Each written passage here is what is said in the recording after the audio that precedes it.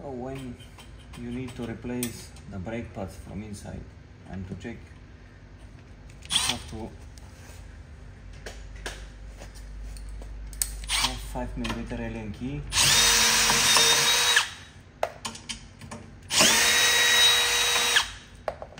Like this, you release the brake caliper. These brake pads are almost new, but when you need to change them, just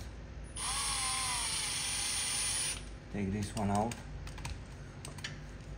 so you separate more the brake pads. This in 0 position. With this you adjust the outer brake pad, but now we 0 here, and you have the same adjustment up.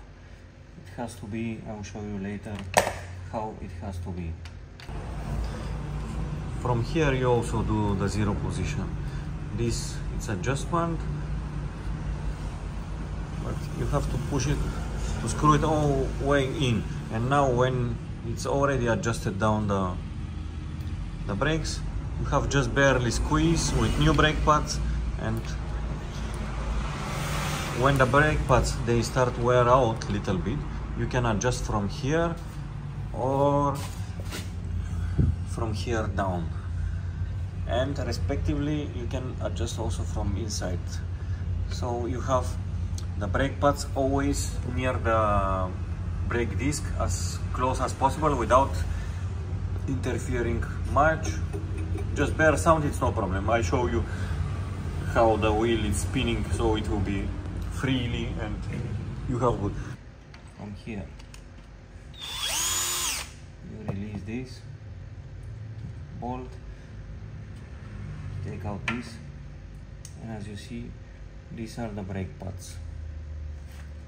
Now when you have new brake pad set, you have all these with the spring in the middle. When you push it like this, the springs should be flat. Sometimes you find the springs protruding upwards. You just little bit bend like this outwards, so when you make them parallel, your spring should be lay parallel with the metal part of the pad.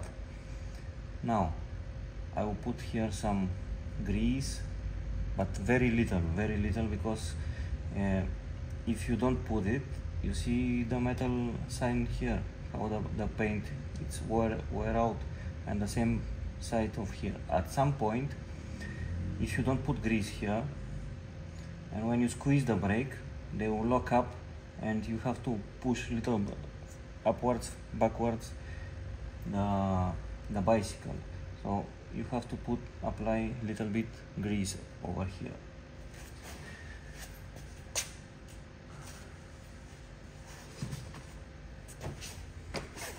Just like so, little bit, but don't touch with your fingers inside the brake pad.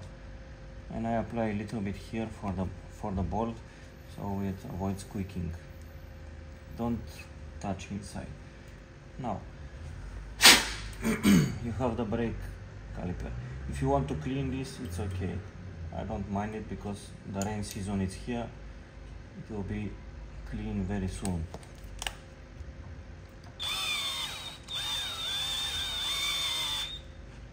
Like so. Now these are the adjustments. If you lose them, the brake caliper is going left and right. You have left and right for the calipers. You have from here the adjustment from the outer part, and here this is the adjustment for the inner part. Sometimes this it's very loose, it's turning by itself. In this case it's okay, but if it's very loose, when the brake pads are removed, you screw this one almost to the end inside without falling down, and you put, it's a thread locker. It's a thread locker. Any thread locker, it will do it. I put the blue one because it's middle strength. I don't need very strong or very weak over there. It's same here. You can put it when you mount back the caliper. This it's aluminium. This it's metal. It's a strong metal. So have to be careful when you screw it back. I don't mind. Just put so.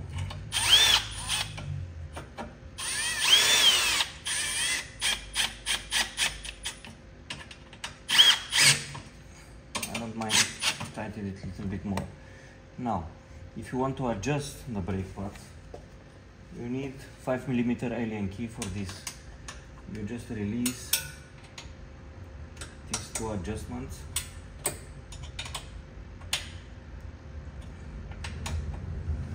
And this will make the brake caliper going back and forth. Now, if assuming the disc is straight and you want to adjust this, so you have minimal squeeze and the brake pads applying, how I do it is, you can turn this just 1, 2, 3, 4, 5, 6, 7 times, and this is still.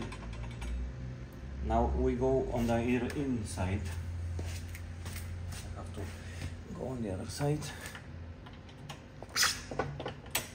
and you turn the brake pad all the way in until the caliper stop moving. Now it's also applying the brake.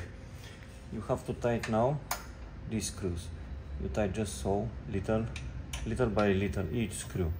This way you don't misalign the brake caliper and bend the disc, because if you tighten it at once, then maybe one of these bolts is pushing inside more the disc and your alignment, it will go off. Now you make it with the short part of the key. You don't need much. Another time here and here. So now you release the outer brake pad and you turn like 20-30 degrees back the inner pad, or maybe 45, it depends. And now you have the maximum alignment. Sometimes you hear the noise when the brake pads and disc are in contact, but this I show you how I test it. Let's say I turn on the bike, I put first gear, lift little bit, and you release. If it's stopping slowly, it's okay, the adjustment. If you have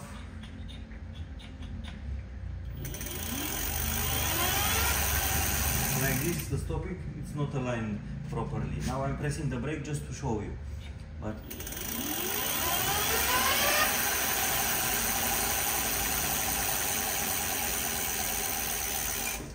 this is fine. When you have acceleration and stopping like this,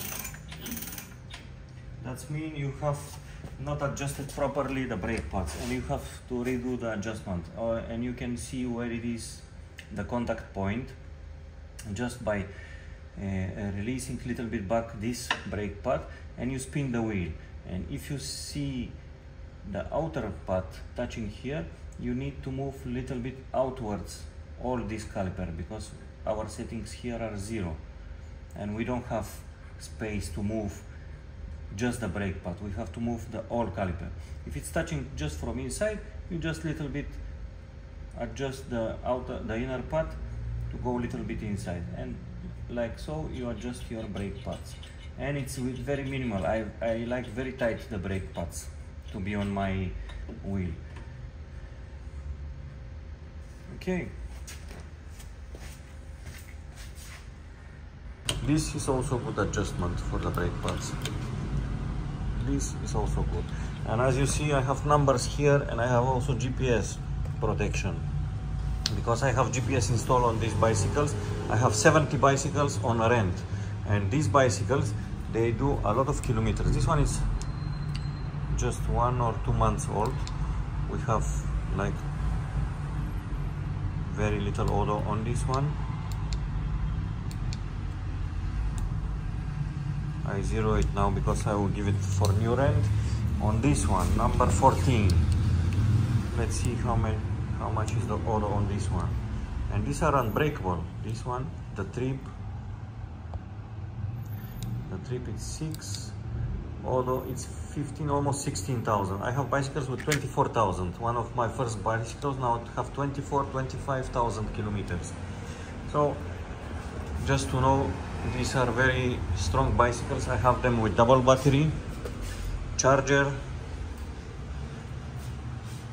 and for these bicycles I only have, from the 70 I have 2 burn controllers, 1 display problem for the 70, and some battery heads. The battery heads, I have many issues with the battery heads, and the tires. Every 5,000 kilometers I open also the motor, I lubricate the gears. The new bicycles have green gears, the old ones have the white gears. The white gears are more noisy. The green gears are more tough and they don't break very easy. I just lubricate 5 to 7,000 kilometers. I just put some grease inside and that's it. Every 6,000 kilometers you lubricate. Until now I have from the new bicycles 18,000 kilometers on gears, nothing. On the old one, every 7,000 gears I change them. I have order from AliExpress. So the kilometers, what I show you else? Oh, the battery heads. When you have, this is new one, this is new one. If they break, I have them spares. I have made STL file and print some battery heads, plus some covers for below, because the rental guys, they break. This I also have STL file, I 3D printed it. Also this part, this is the original part. Yes, this is the original one, but I have 3D printed part, so they get changed when they broke. Where are my battery heads? This is my battery head which I produce, 3D printing. You see, everything is matching. And I repair almost everything. If the keys are with issue, if the contacts, but you have to also observe when you open the bicycle from here, you have to stay on the other side and closing slowly and observe the pins should go inside the battery slot without bending up and down. They have to be parallel. If they are bending up and down, maybe you have to put one pad here, so you lift up a little bit your battery to start making good contact straight away with the controller on the other side. If your battery is lifting or you are bending the pins, soon you have issue here with the heating and you have to replace either one of the parts or the 2 parts. So observe also this.